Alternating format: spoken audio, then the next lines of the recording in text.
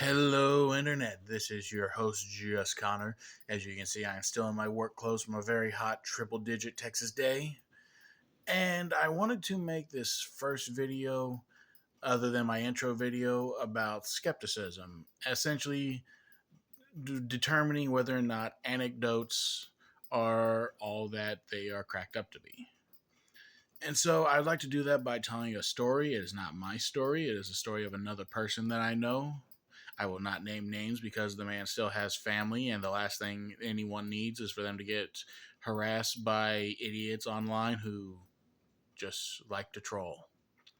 So, this was an older gentleman that I knew through the Baha'i faith. He has passed on since, and that is pertinent information. Us being in the because it was through the faith that I met him, and you could not have found someone with a bigger heart or a warmer smile, anyone who would have been more accepting. This man, he was telling me the story about when he was in high school back in Iran, which, for being a Baha'i back then and even today, it is still faces the most discrimination of any religious group in the entire country, even though it is the largest minority religion outside of Islam in the country.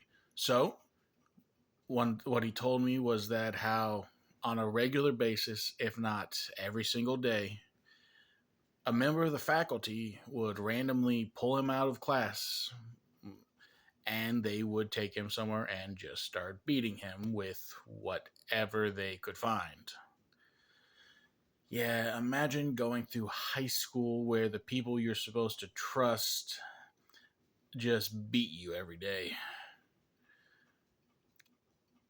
But the thing that I found most amazing about what he was telling me in this story is how he never let it destroy his character, and how no matter how often they beat him, he would always ask for God to forgive them.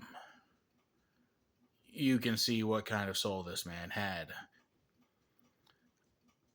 And so I know it sounds like a very terrible way to base this video off of. But now, getting back to the skepticism guide on this,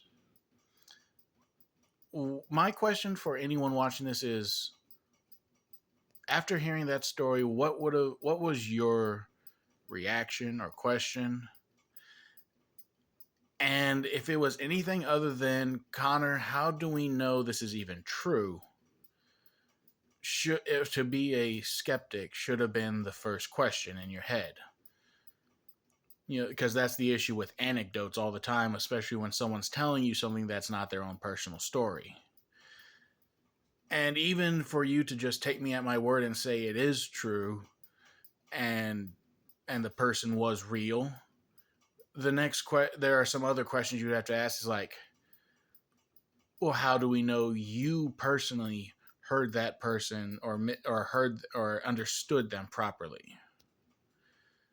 This isn't going to be a long video, so it's just a few things to keep in mind when it comes to anecdotes, and it's also why data and